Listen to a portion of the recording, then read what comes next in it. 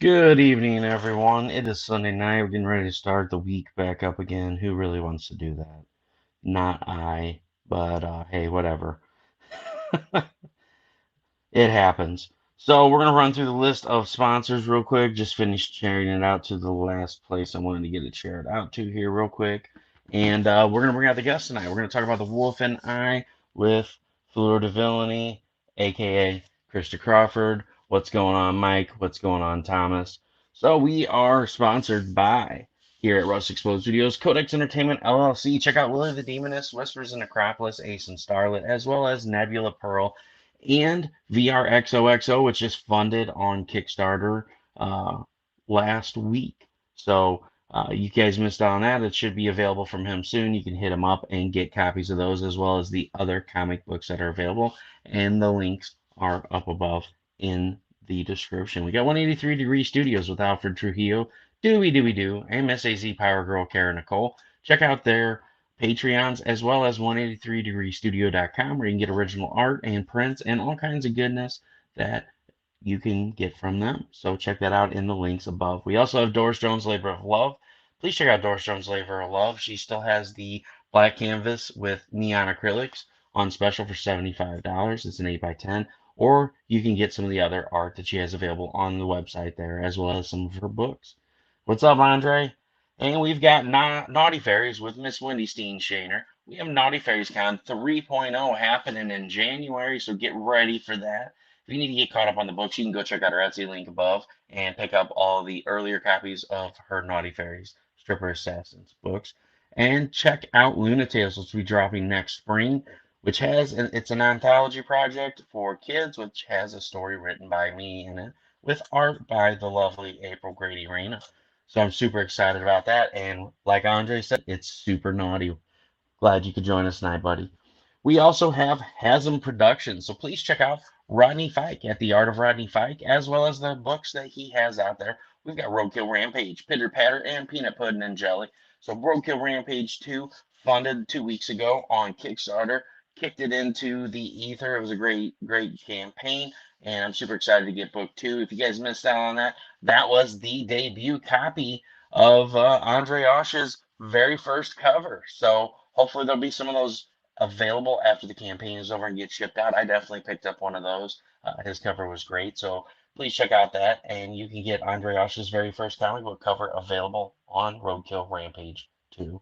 We're also sponsored by Melone Management. Please check out Lisa Malone. If you have any type of crowdfunding project that you are running, whether it's a Kickstarter or an Indiegogo, you can hit her up. She'll give you a free 1 hour consultation, go over what she offers, what kind of packages she has, and she can help share out and find stretch goals for you while you keep working on your project. So hit her up at Malone Management, and she will hook you up with what you need.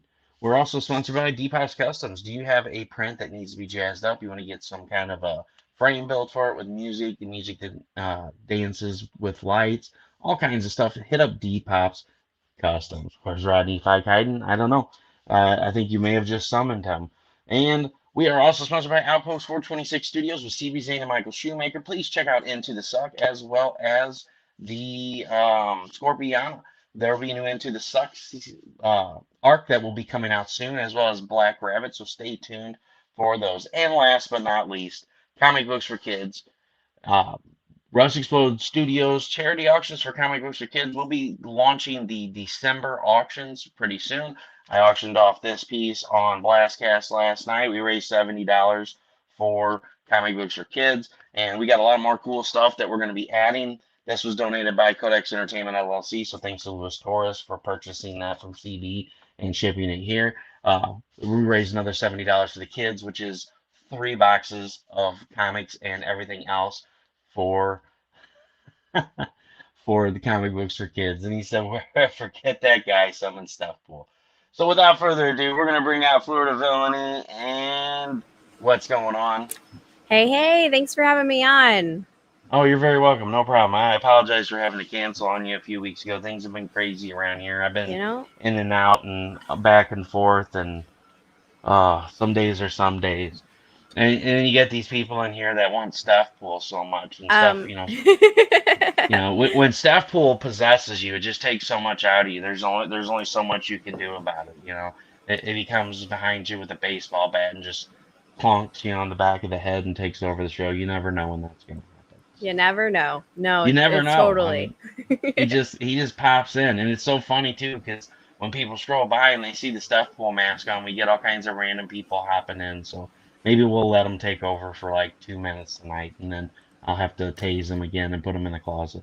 So, so how are you doing tonight? I'm doing pretty good. It's been a very nice, relaxing weekend. I did a lot of small business supporting on Saturday. And so I'm super excited this year to be mostly doing handmade and small business gifts for Christmas. How was your weekend? Absolutely. It was all right. I spent a lot of time in bed. It's been nice, not having to get up till like 11 o'clock.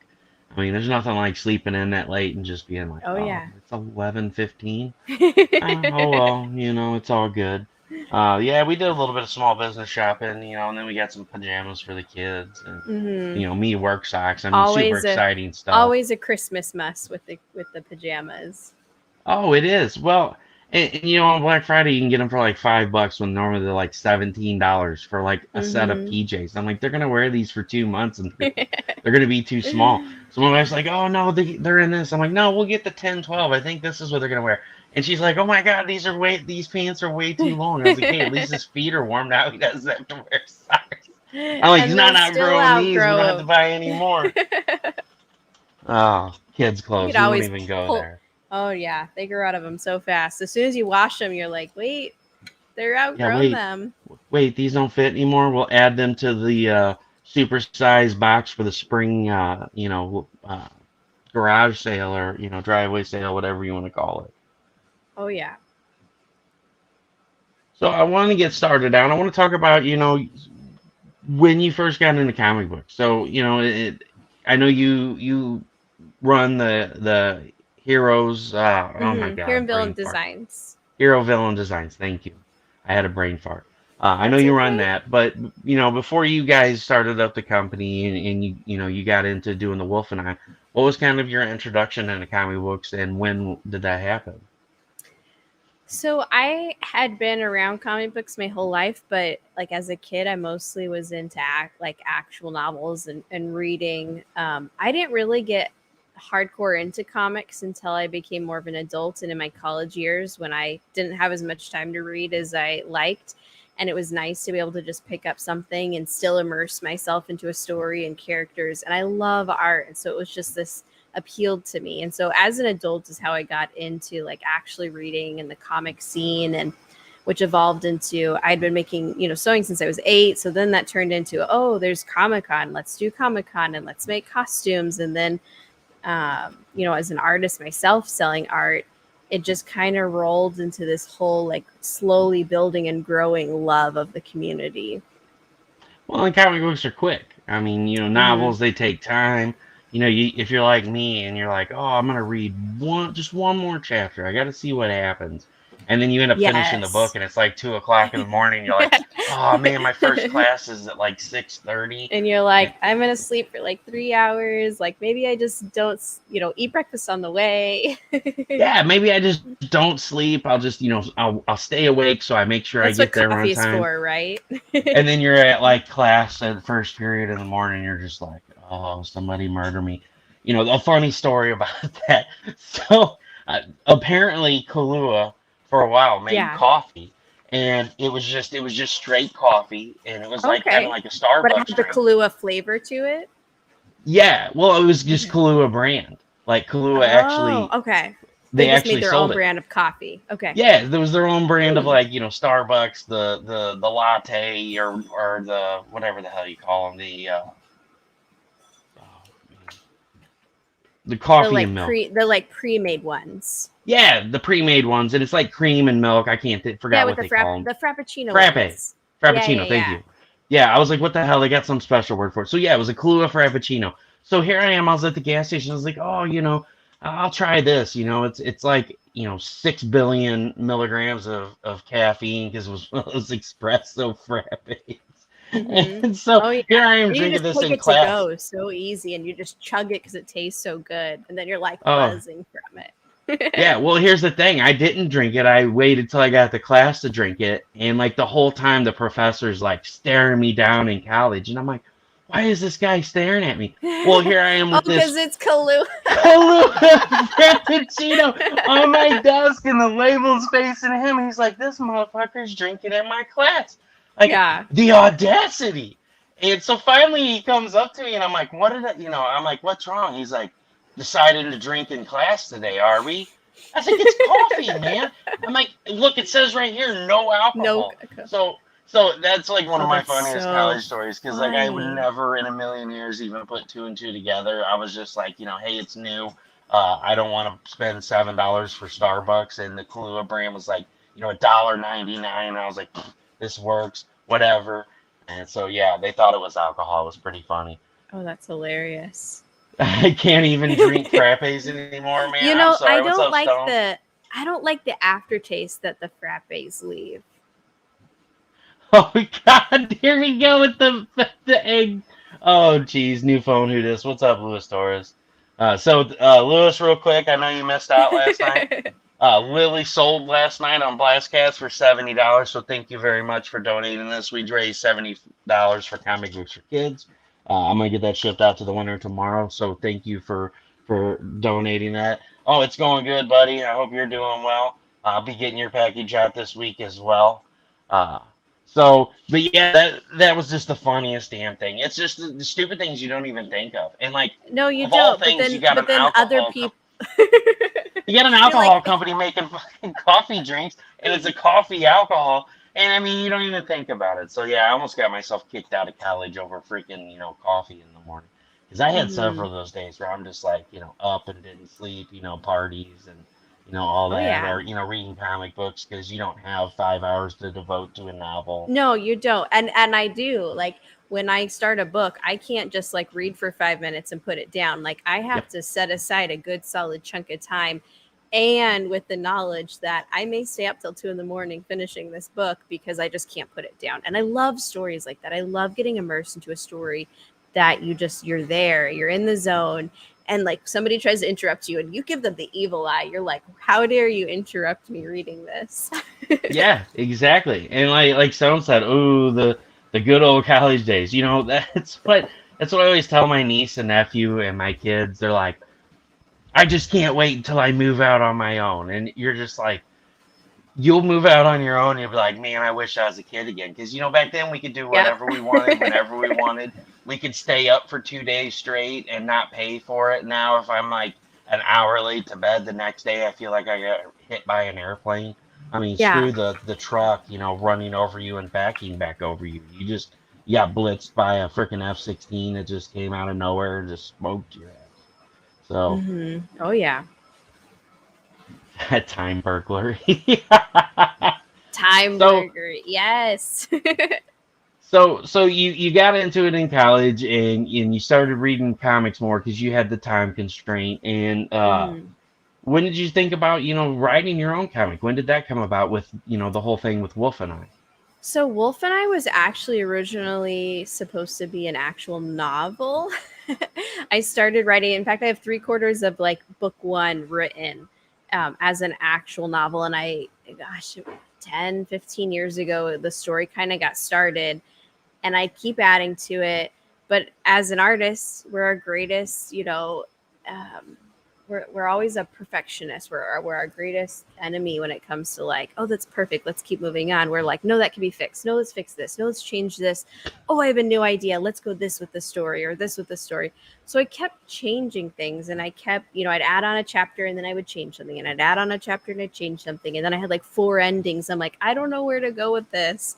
I'm like, and it was like that for years. And and then going through college, it kind of got put on the back burner, and then it got picked up again, and then it had a kid, and then it got picked up again, and then all these things kept happening. And finally 2 years ago, or almost 3 years ago, I was like, for my own personal self, I'm like, I could make make $50 on this, but for myself, I want to finally make this story come to life because I've seen these characters in my head for so many years. Yes, the perfectionist syndrome, and it is so accurate. And even now, I'm on issue 3. And anyways, I told myself, I'm like, I'm going to put this book out. I've been a comic book artist for many years now. I've been selling at Comic-Con, mostly doing pinups and fan art and stuff. And I'm like, why don't I take my two loves, this book that I've been writing on and have a huge passion for, and art, which I love. I'm already in the comic book industry. I'm one of the co-owners of a print shop, so I get to deal with comic creators on a daily basis. And I'm like, let's combine the two and make this comic book. That way I can start releasing it one chapter at a time. I have 3/4 of a book written. And this is my way of saying, stop, you can't change anymore. You're going to put the story out. Like, you're going to do it. And so, of course, I jumped off the deep end and thought I knew more than I did, and really had a huge learning curve with book one, going from a pinup artist to like sequentials, going from a novelist to doing like comic book dialogue. So they're, looking back at issue one, like there's a lot of things that I've learned from then that have, changed issue two and changed issue three. And just seeing the growth in the last 3 issues is just huge. And a personal like achievement for me, saying, wow, that's where I started and this is where I am now.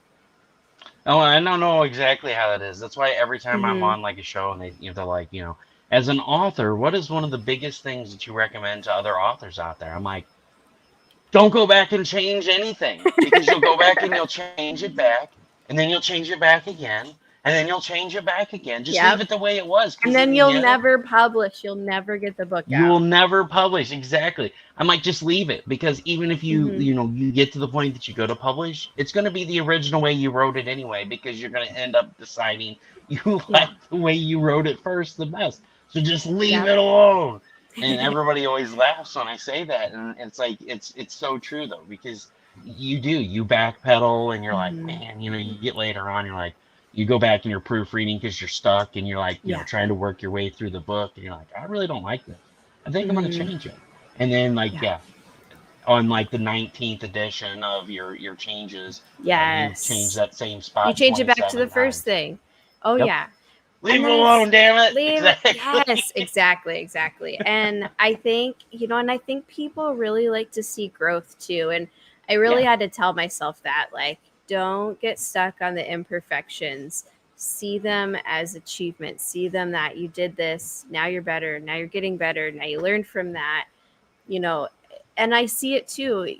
I've owned this company for 8 years now, and I've seen artists that have printed with us from day one who still print through us, and see where their careers have gone. They've gone from little nobodies who were, barely selling booth at an artist alley table to now printing $40,000-$50,000 Kickstarters, because they kept at it and they kept learning from their previous, not mistakes, but from what they were doing, and they grew from it. They said, this is where I Exactly. am, this is where I want to, this is where I can be, and this is where I want to be.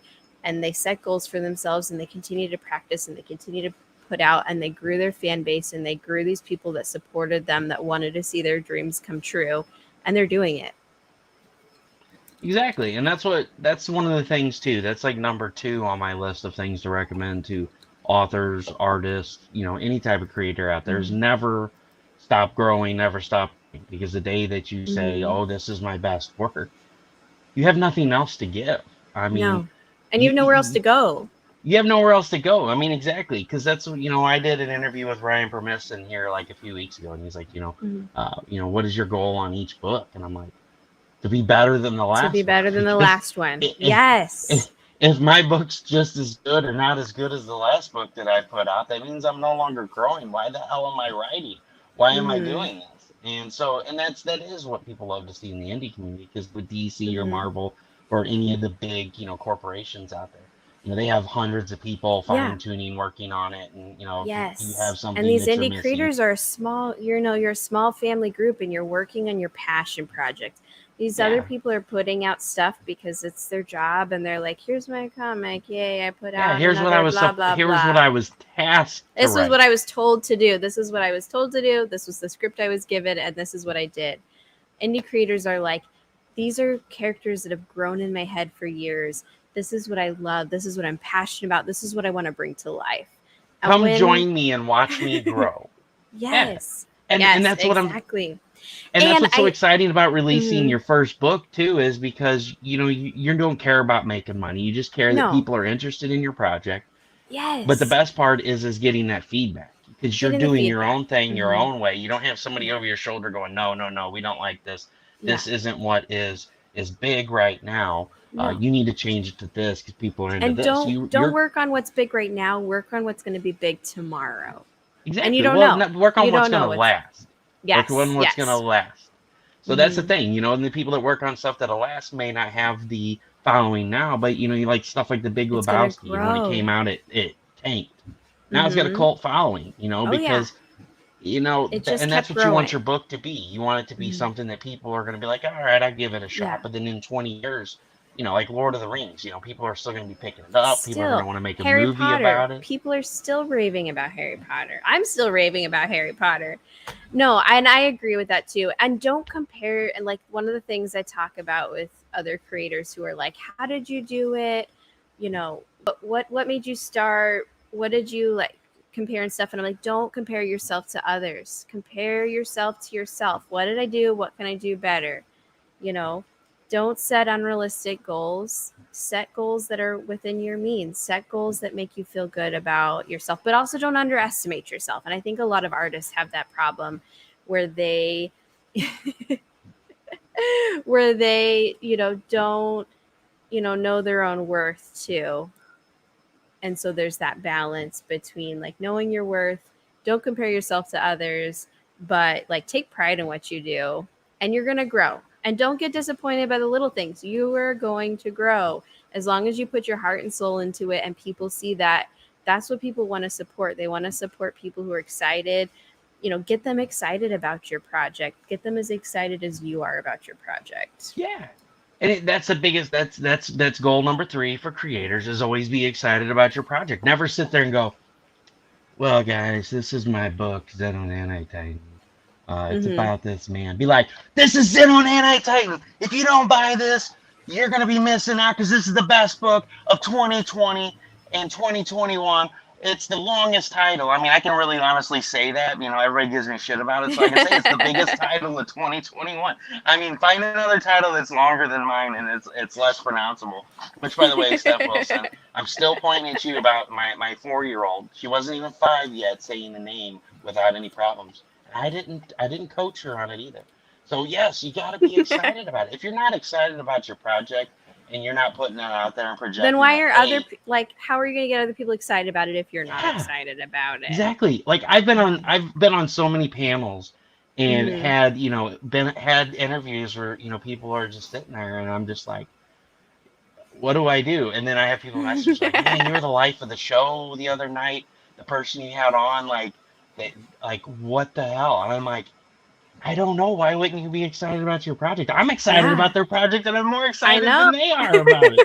I'm like, That's I'm like, I I'm have trying to get them pumped up, and they're just like, yeah, and yeah, this is my project. this is my What? project. Yes, when I'm on panels with other people and it's stuff I'm so excited about. Like I see their That's what she Kickstarter, said. I share, I share them on Twitter, I share them on Instagram, and I'm so pumped up for them. And then we get on group panels, and they're like, "This is my comic. It is on Kickstarter," and I'm like, "It's gonna be so cool, and your stretch goals are so cool, and your cover's so cool," and they're like, Yep. and I'm like, Well, and something that you said that really hit home with me, and I really "Yeah, love it, is I have never been able to answer the question of what is your book like? And I yes, for the longest time I have hated myself because like every time I have somebody on, I'm like, so what would you compare your book to? yeah, I see people on other interviews being asked that, and they're like, oh, it's like Lord of the Rings meets this, or it's like this meets that, and then mm-hmm. like here I am, it's like I wrote this book 10 years ago and I still don't know what to compare it to, and Yeah." so I just go blank. I'm like, Yeah, well, I I was don't on know. a show. It was like a pitches show. Like they were like give you a prompt and you had to like spiel your Kickstarter based on Pitches be like the prompt. crazy. Yeah, and it was the first 2 prompts were a little awkward, but the third one that we did was pitch it like a blockbuster film movie, and I was like, yes, because I get that question a lot. Like, what is your comic like? Like, what is it based on? What genre? Like, would people who like XYZ like your book? And I'm like, I mean, I don't know. It's not really. I didn't. come up with the inspiration because of Lord of the Rings or come up with the inspiration because of Harry Potter. I'm like, it's its own world that kind of got created in my mind. Like, obviously, all artists get creativity, inspired from somewhere. But when you're somebody who reads 70 plus books a year, books plus comic books plus Yep. movies, like you just draw on a collective, embracing of, so it's like fantasy. Like that's what it's based on. People who like fantasy. I can't pinpoint it to one popular genre or another. Or I get asked a lot like, oh, which actress did you base your characters on? I'm like, nobody. I just made them up in my head, and then I see them in my head and I see them interacting with each other, and you know they just kind of come to life that way. They don't have to be based on somebody. The best stories are ones that are unique that you're coming up with. Well, do you ever find yourself doing this? I find myself doing this all the time. I'm like, you watch a movie or you read a Mm-hmm. book and you're like, this really sucked. This is what I would have done. That's where a Yeah. lot of the creative process draws from. Every time you watch a movie, Mm-hmm. every time you read a book or you read a comic, you draw on, okay, I didn't like this. This is what I would have done. On Mm-hmm. this is what I would have done. So then, Yeah. later on, when you've had this creative venture going on in your head, Mm-hmm. you combine all of those things that you didn't like about other things and made something that you Mm-hmm. liked. And it wasn't Oh wait. really based on what you watched. You just took Mm-hmm. uh, experience from what somebody else did and go, I will never do that. And so Yes, when exactly. And it just like builds up in your head. Like, I like stories that are like this. I like stories that plots flow like this and have a strong beginning and strong characters. And then, there's a conflict in the middle and there's decisions that need to be made. And it builds up this crescendo until the final end. Or some people like them where there's like a mystery or this or that. And it's like you have to find your audience and like build it on that. And you're like, I don't like when stories do this. And, instead of doing that in a story, like this is what I would do. And I feel you the same way when I'm reading or watching something. I just get that and I'm like, no, this could have been like this instead. like you're expecting, you're like, oh man, if I did this, this is what I've done, and then it happens, and you're like, that is not what Mm-hmm. I would have done. That was terrible.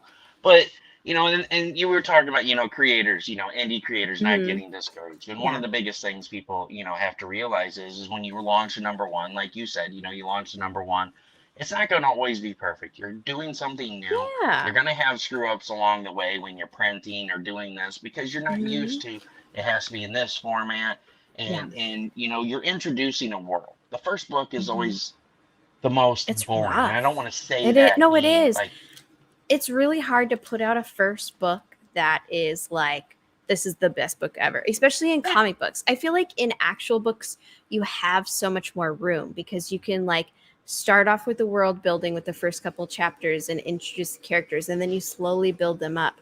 But with comics you can't do that all in one book. Like, nope. you have to like set the world and set the character and kind of set the premise, and then people have to pick up issue 2 and issue 3 in order to get a real good feel for like, okay, the moral Where the dilemmas story's of this going. character, where's the stories going, who's the good guys, who's the bad guys, where's, unless you're putting out a 60 to 100 page comic for issue 1, and most comics I read are 16 to 30 pages, not Yep. 60 to 100. Yeah, we're not putting out like big blockbuster comics. We're just putting out Yeah, little small, one chapter 12, at a 16, time. 24 page books. Yes, one chapters at a time is what I tell people. I'm like, this is a bite of the book. This is one chapter at a time. Well, I mean, it's just like, it's one of my biggest things I always try to compare it to is the Punisher. Like, Mm-hmm. that's like, book one for my book. I mean, it's 190 pages, but it's still like the intro to the Punisher. You can't go in and read about the Punisher going around and killing all these mobsters and all these bad people without knowing why he's doing it. So you have to have the buildup. They killed his family. They killed him and threw him in the ocean, or whichever storyline you want to follow, since they rewrote it Oh 6 million yeah. times. But anyway, they left him for dead. He didn't die, and now he's coming back Mm-hmm. for vengeance. So the first books are always the most boring because your character developing, you're building the world, showing the reader through their eyes. This is how this world works. And so that's what I said. It's so hard to hook people into. So to go and launch the second book, it's really scary because you're like, oh, the first book didn't go well. You're hoping that you'll say you had 40 backers on the first Yeah. book, you're hoping, you'll have 60 plus, because that'll mean Hmm. you You're gain hoping that 20 new, majority of those first ones come back because not and you got everybody's new. going to come back. Some people are Yeah. supporting to support you. Some people are supporting, because they found you and they want to check out something new, for first time Kickstarters. But you're hoping that people come back, that they got enough into the book that they want to come back and see where the story is going. I will say, now that I'm on issue 3, that I had a lot of people from issue 1 who didn't back issue 2, but have messaged me and henceforth picked up issue 3 and added issue 2 on because they never saw that issue 2 was live. No matter how many times I posted updates, I posted on social media, I was on, podcasts and live streams. And I think that's a big disadvantage for creators on these Indiegogo and Kickstarter sites, is that sometimes we are being so like Held back depressed. because of the Yeah, algorithms. yeah. And We're being even in held back. Kickstarter's own algorithms, like they post an update, but not everybody's seeing those. Not everybody's getting the emails. They're getting lost in. And I had a lot of people who were like, I would have backed issue 2. I just didn't know it was I didn't see anything, anything. Yes, yes. Yes. And so I think, as an indie creator, that's why it's so important to team up with other indie creators and to team up with, the indie community to, when you see your friend posting about their Kickstarter, whether you back it or not, share their post, like their post, comment on their post. It takes you 3 seconds to give it a thumbs up and put Right. good job or woot or, whatever. And that's going to show it to so many more people. And even though it may not be your thing, because trust me, I know as a teen fantasy comic, I'm not going to fit into somebody who loves horror comics or somebody who loves more mature violence comics. But people who might like that.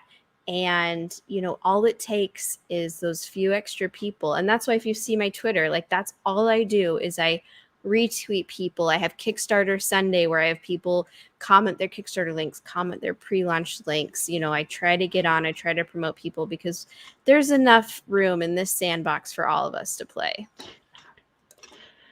He is. Get out of here. He's supportive by being on every single cover of every issue ever. Oh, look at that adorable sticker. That's this is absolutely a cute. this is by Steph Wilson. Yep.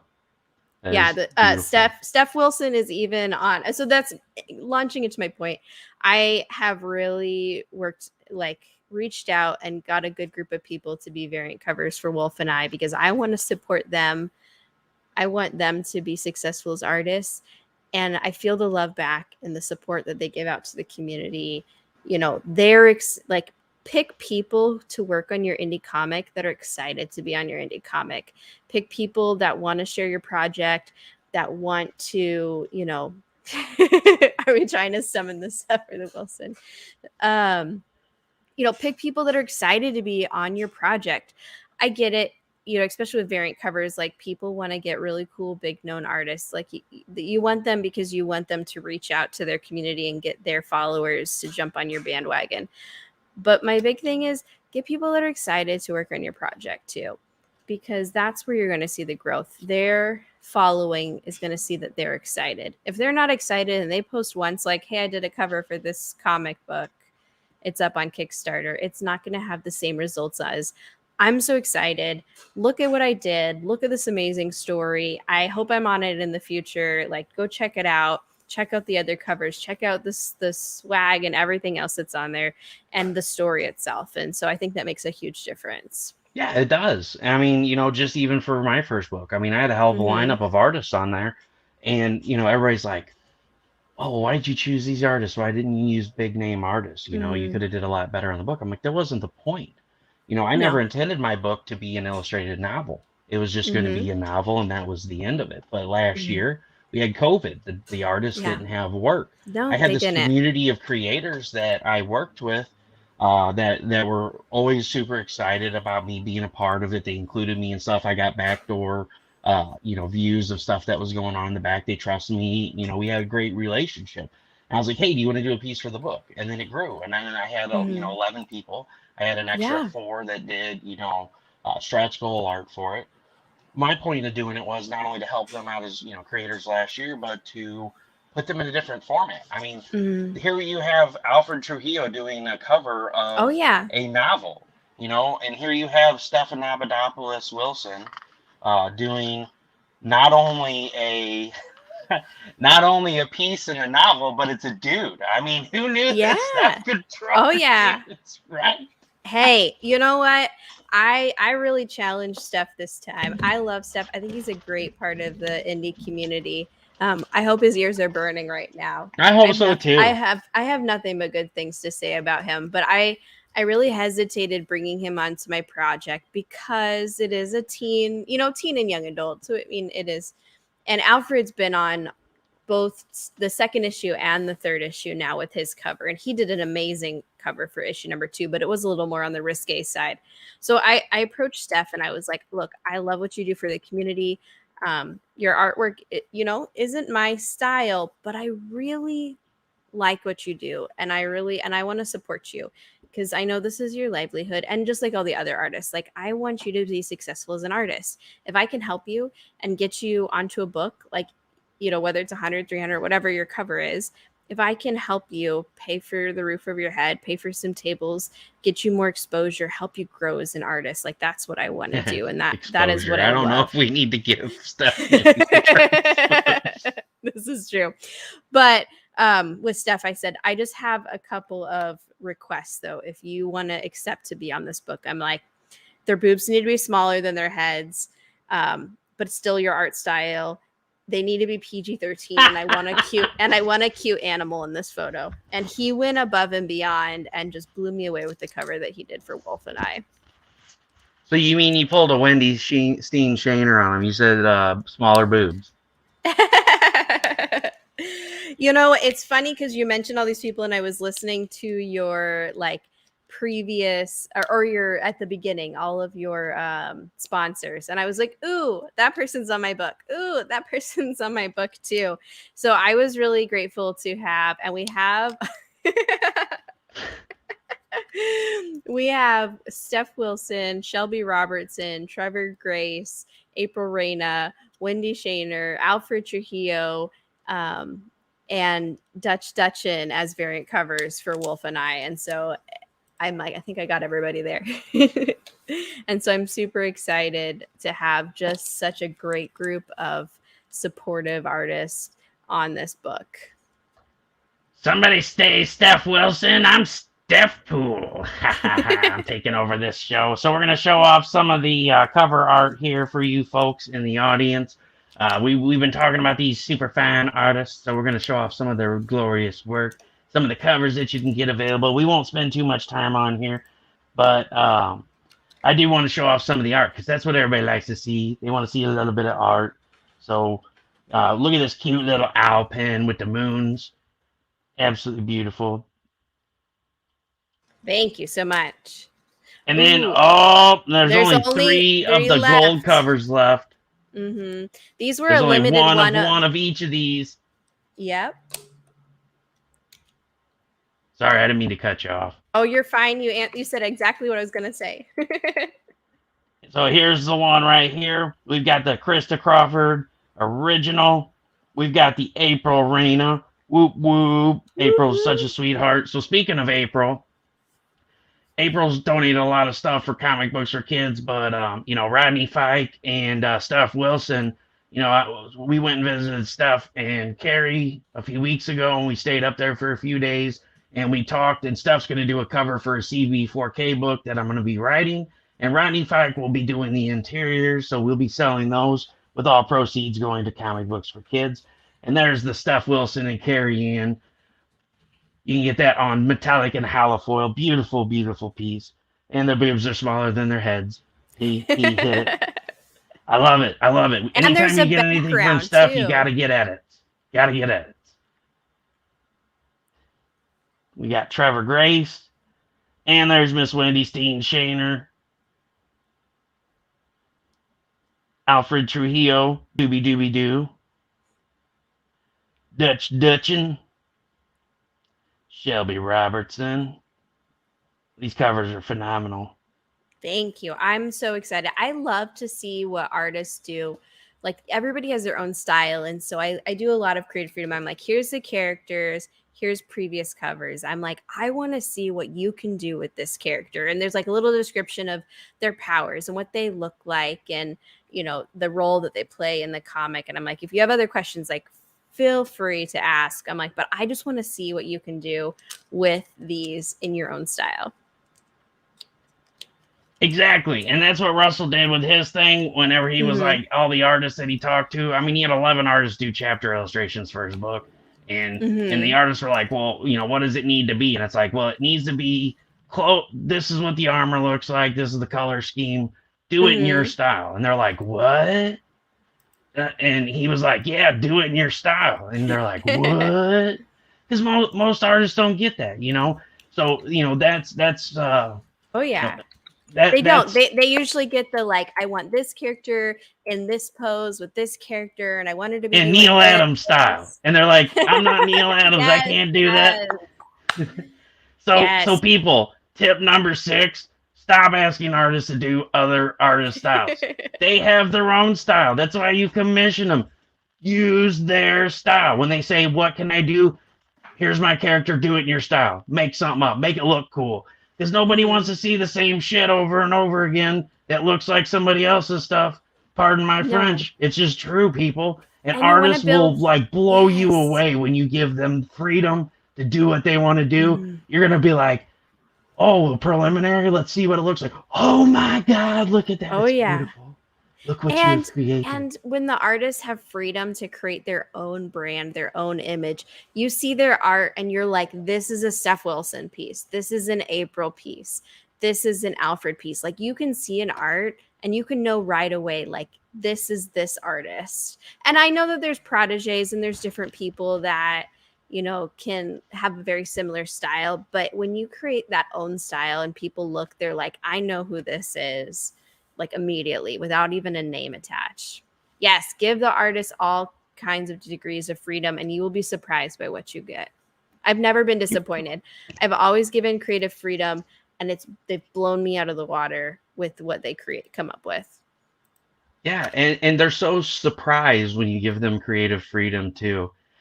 They're like, wait, like for reals? Like, yeah, they're like, and I'm like, whoa, they're like, whoa, you don't like you all don't you can even imagine want is me to Keanu choose Reeves. like a character. Yes, and they're like, you don't even want to choose like a character or 2 characters. I'm like, no, like here's the characters.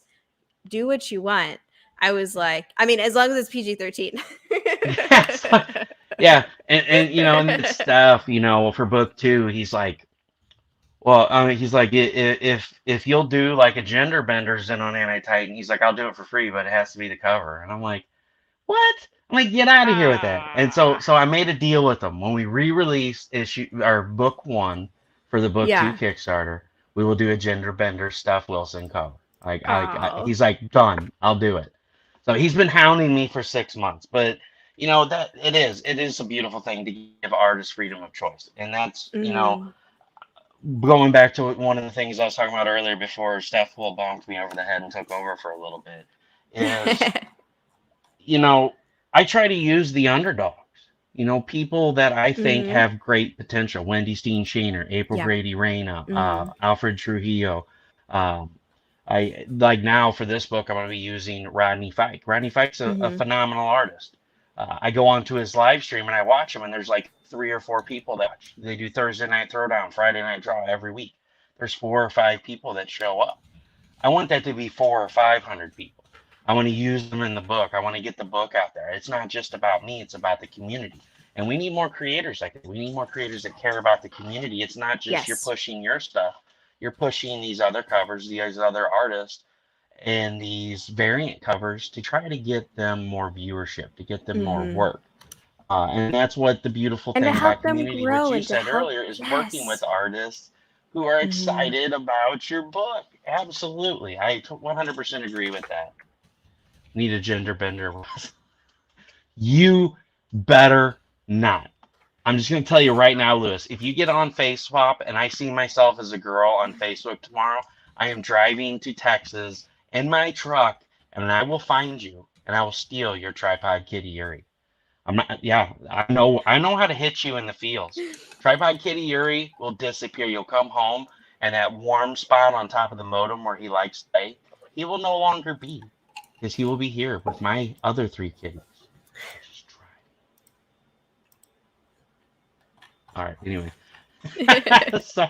so, so we've talked enough about a riffraff, and we've been joking around and telling stories and stuff. What? Give me the elevator pitch about what the Wolf and Ooh. I is about. All right. Well, I have two elevator pitch. So I have like a generalized elevator pitch about the comic, and then I've got my blockbuster movie spiel, which is like my pride and joy. This is something that like came to life um, for this, like in this Kickstarter, and it just gives me chills to read it. So my So when my you spiel do the about blockbuster one, do I need to come in and be like, in a world, in a place? No, I'm just kidding. Sorry. It'll feel like that. I just want you to imagine in your head the characters coming out and the smoke and everything just kind of coming together. But Wolf and I is a teen rated fantasy comic. It follows the lives of the main characters, Sophia and Violet, as they discover they're not as normal as they were raised to believe. As strange creatures start showing up, strange circumstances start happening in their life, then internal powers come to life inside of them and they're kind of coming out and growing. They get transported to a strange new land where while they're trying to escape from their lives while they're being hunted in the real world, and they're basically forced to accept their destiny to help save the land of Krayweth and discover who they truly are. So that's the basic story of what Wolf and I is. But my blockbuster movie speech is: in a land slowly overtaken by darkness, eyes peer into every nightmare. Tread carefully, take heed, and beware, for creatures crawl throughout the night. Secrets of history shall come to light. Internal powers before unknown. Choices are made, worlds are shown. Two herons are faced with the choice to band with friends and unite their voice.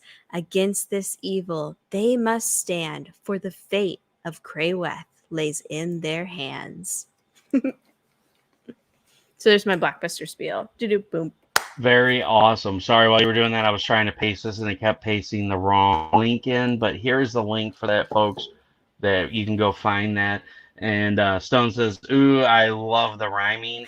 And Thomas said, "That is a great indie movie if you've not seen it. In a world all about voiceover actors." Ooh, no, I haven't seen that indie movie. I'll have to look it up.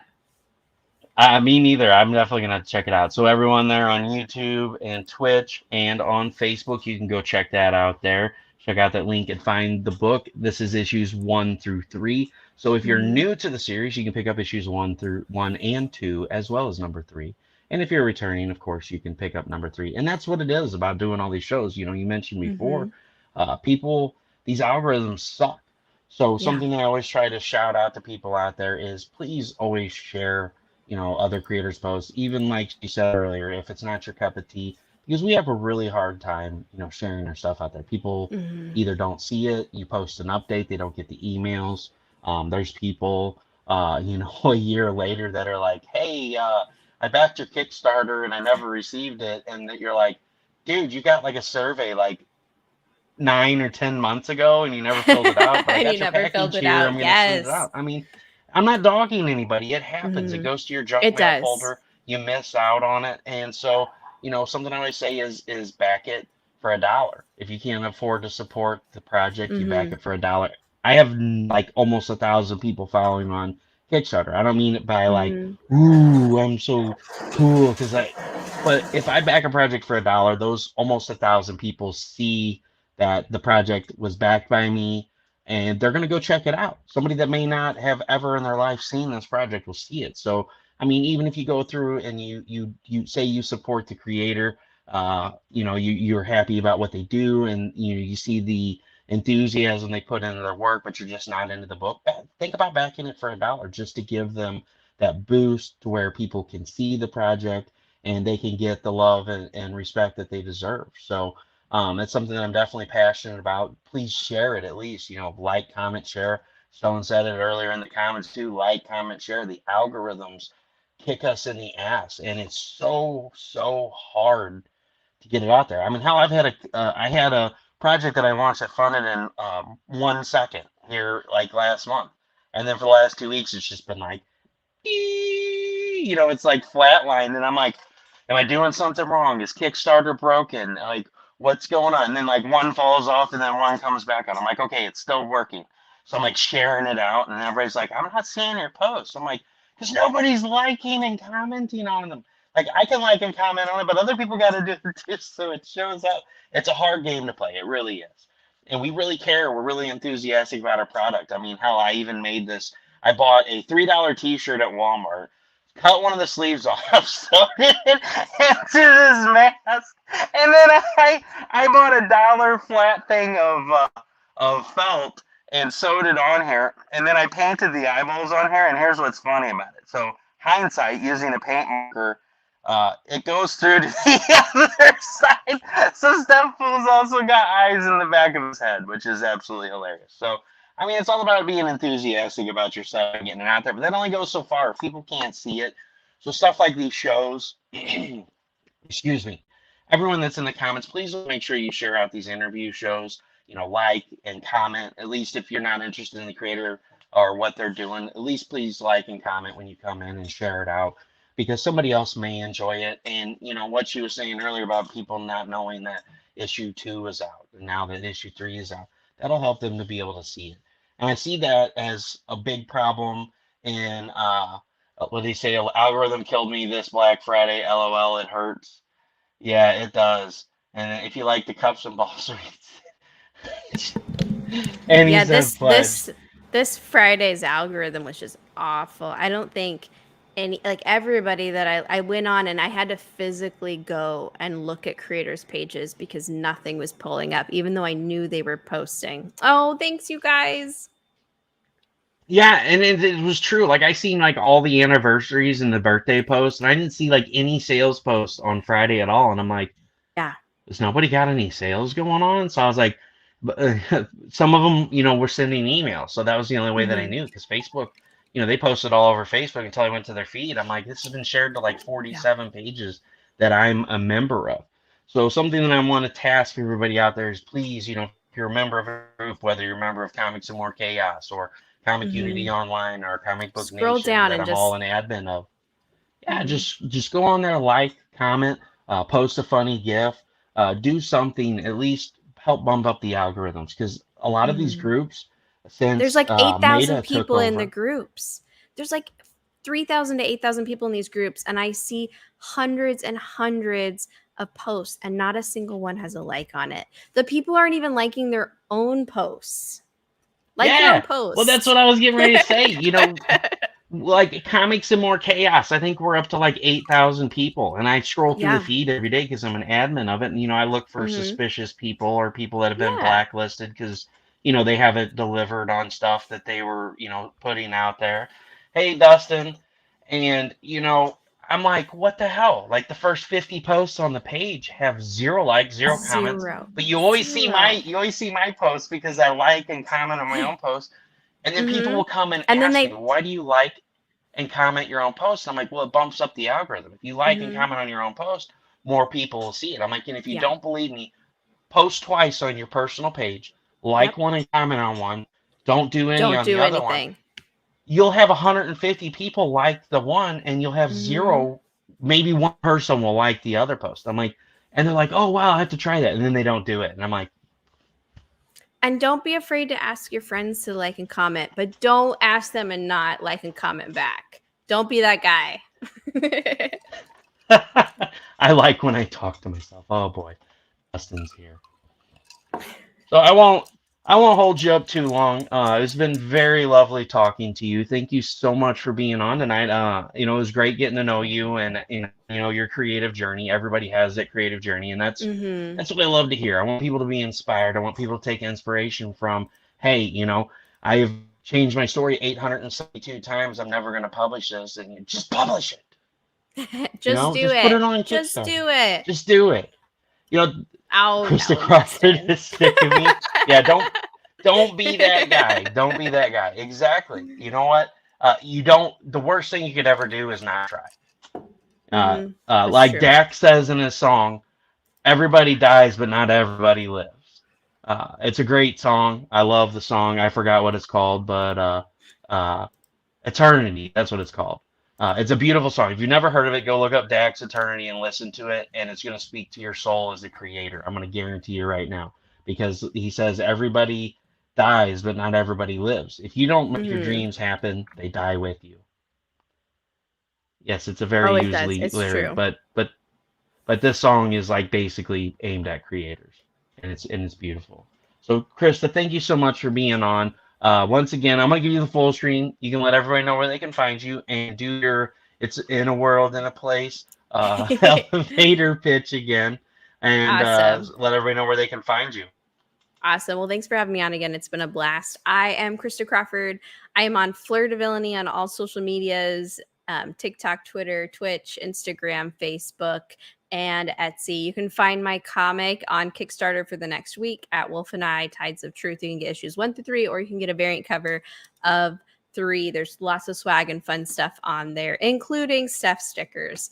And then we'll be available for the next 7 days. So I'm excited to see you all there. For the comic, in a land slowly overtaken by darkness, eyes peer into every nightmare. Tread carefully, take heed, and beware, for creatures crawl throughout the night. Secrets of history shall come to light. Internal powers before unknown. Choices are made, worlds are shown. 2 herons are faced with a choice to band with friends and unite their voice. Against this evil they must stand, for the fate of Crayweth lays in their hands. Very beautiful. So I love that so much. So thanks so much for being on, Krista. If you want to hang out in the green room for a little bit, I'll be back in just a minute and we can chat backstage. But thanks so much for being on and sharing your wonderful project with us tonight. Thanks for having me on. Whoops, wrong button. Still wrong button.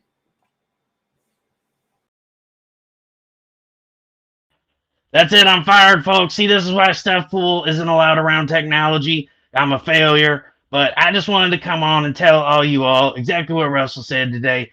You guys need to go like, comment, and share these creators' posts. You need to share out the Kickstarters. If you can't afford to back it, please throw $1 at it. And other creators will be able to see that project. And other backers will be able to see that project too, not just creators, but they will be able to see that project where they might not have otherwise seen it, and it'll help bring light to that project. So everyone go check out The Wolf and I, back it, share it, love it, send it out into the ether, and let's blow this bad boy over 100 backers before it closes out. And thank you so much, everybody, for watching, and thank you for those who watch this back. Also, please don't forget, Stefpool's Circle of Destruction ends tomorrow on Kickstarter. There is less than 24 hours left to get in on this awesome game of raunchiness. There's also a Save for Work edition, or Stefpool for Work edition. See what I did there? And there's a not Stefpool for Work edition. But you guys can go check that out. There's sticker packs on there. We're 8 people away from the 40 backer bonus goal. We're $279 away from everybody getting a shocker window clean. Yeah, you don't want to know what I'm talking about, just go check out Russell's page. But everyone, check out The Wolf and I, check out Stefpool Circle of Destruction. Keep supporting indies. And as Russell always says, this is Russ Explode Studios with projects and creators that'll blow your mind. You all have a great night and a great week, and I'll see y'all tomorrow.